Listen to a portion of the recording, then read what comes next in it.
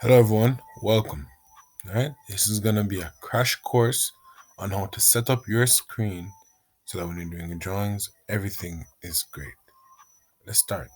First thing, we're gonna go to drawing utilities, alright, go to units, and then set up our lines to be precise. We're gonna make it to be 1 decimal place as well as millimeters. Okay, let's select okay. That's the first step completed. Now the question that we were given, right? Let's write it on here. And to write on our AutoCAD space, we can go on text, multi-line text, right? Select the corner and then select the size. Let's put the size to be about 8. Right, that sounds good. Size is not 8. So we're gonna say the question we are working on is called cycloids. Great, there we go. Question we're working on is called cycloids. Okay, now let's create our cycloid to have a diameter, so we can put that here. Cycloid has a diameter of 80 millimeters. Okay, right. Now let's put that. Let's draw a circle with a diameter of 80. There we go. Perfect. So this is gonna be requiring a lot more size. Let's put this at 20. There we go. Alright, and pan makes us move our system vertically or horizontally. Okay, great. So now, question that we're working with is called cycloids. Diameter that was given is 80 millimeters. Right? To get rid of this coordinate, you use the command UCS icon and select no origin. Okay. All right. Let's continue. So now what we need to do is to divide the circle. But before we can do that, we need to plot how the cycloid will look. So we're going to go in these settings, okay, and we're going to turn on midpoint, right, and quadrant. Very important, midpoint and quadrant. Now when we select that point, this quadrant essentially is going to be a quarter of the circle, okay. So there's the 4 points on the circle, but we want this quadrant. What we're going to do, we're going to lay out the entire length of where that cycloid is going to be. So that length, though, can be formed by a formula. Okay, let's write that. The formula to find the length of a cycloid is the diameter multiplied by pi. Okay, the diameter we know to be 80, and we can multiply it by 3.14. That is gonna give us, all right, 80 multiplied by 3.14,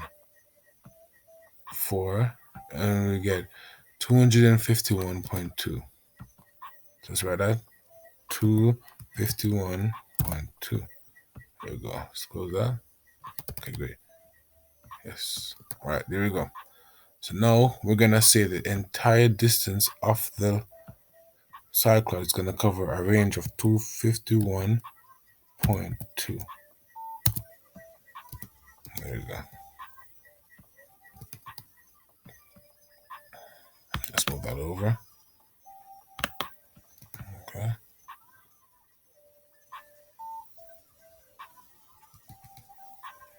Let's measure it. So that's 251.2. Okay. All right, let's continue. Okay. So now we are going to be focusing on this. We're going to redraw this because, as you guys can tell, 80 millimeters diameter, and I made a mistake right here. So let's redraw the circle. Alright, so we're gonna say now, alright, 40. There we go. And we're gonna move the circle quickly. Right, there we go. Now span a little bit. So now our drawing is correct. Okay, but because you can tell, the question asks us to find the cycloid, and to find the cycloid, we need to divide the circle, right? So we're gonna divide the circle by creating the radius, which is 40, right? And then we're gonna use a command you're gonna learn. It's gonna be called polar array. Gonna select this line, right? Gonna select the center point, okay? And now you're gonna type how much divisions you want in your circle. We're gonna say, well, we want 12, right? So for example, that's another one. But let's say we wanted more. Let's try it again.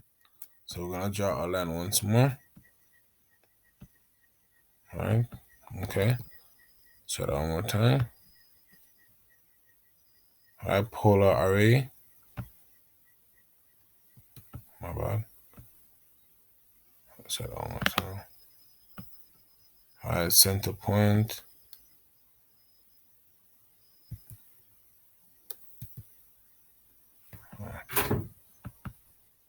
Right. So let's do that one more time. So now, what if you didn't want 6? We want it to be more precise. We're gonna select that. Right, the center point is there. Now, when you get that point, you're gonna say, well, you don't want your items to be 6. You're gonna essentially say, let's make it 12. There we go. All right, so now we have perfectly divided our circle. Let's now go ahead and divide our line. I'm typing divide, select the object, which is our line, type in 12. All right, and you should remember, right? We're gonna type in PP type, all right? And we're gonna make our symbol be anything really.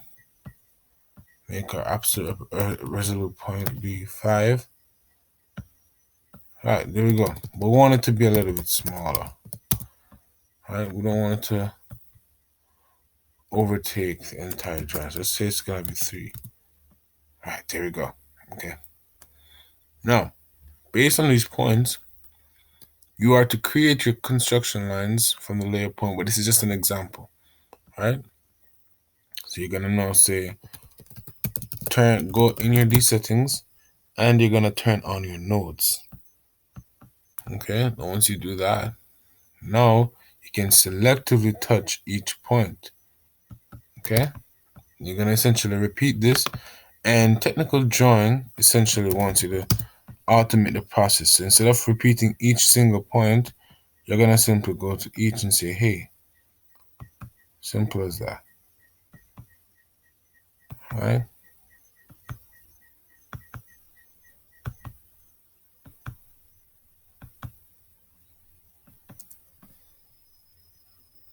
There we go. There we go. And now we're gonna put the quadrant from the circle here to finish. Okay. But as you can tell, we have a problem. The lines extend further than the actual shape. So we use a trim command and we clean it up just like that. Now we're going to extend this line as well to the entire shape because we need quadrants that are inside of the shape itself. There we go. There we go. And there we go. Now let's extend all of these lines using the extend command. All right, we're going to extend this line, this, as well as that, as well as this, as well as this center line right all the way down here. We're going to essentially go, because that's not a line, we have to now project the line from there. So hey, stops right there. Here we go. Now this is essentially our construction line, which should be in a lighter tone. So let's up the transparency a little bit. Just for this drawing's sake, let's up the transparency. All right, there you go. Let's turn it down a little bit more. So if you're not on a construction line, you can still design it even though it's not on the same line. All right, there we go. There we go. So now the construction lines have been put in the lighter tones so you can now make out the difference. Let's put those as well.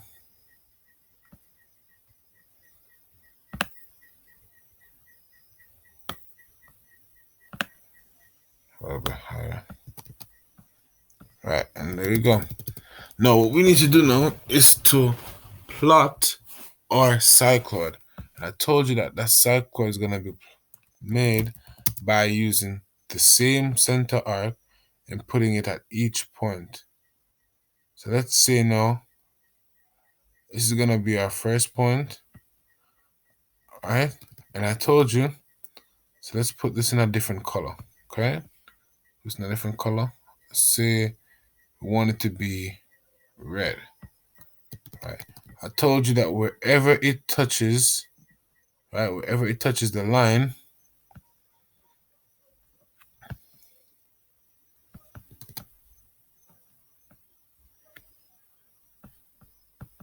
right? Oh my bad. So if you're having snap problems, remember you can just always do this little trick. There you go. And then you're gonna select these two arcs as your boundaries, right? And trim the entire circle that you don't need anymore. Right.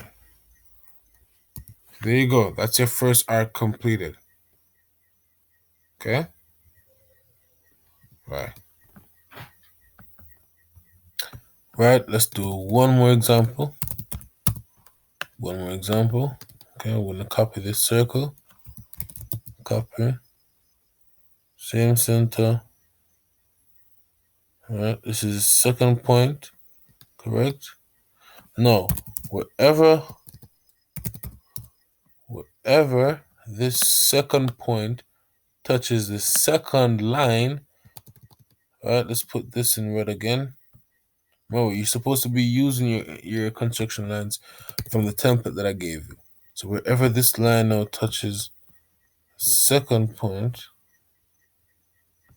so let's say it touched it there. Copy this point, reference there. There we go. Trim out here. There we go. That is our second point. We are going to continue this. Right, so now our third point will be here, fourth, fifth, sixth. Right, and then we just continue to go back down. Now, when you complete the first six, you can just repeat it or mirror it using the mirror command. Right. So when you use the mirror command, essentially, where you can now, let's look at these for example. Let's say now when we have our first six, we're going to use this point as our reference. Essentially, we're going to get the exact same object on the other side. So we could just plot now the cycloid. Okay? Alright, I hope you guys learned the steps. You're going to complete the rest of it for your task.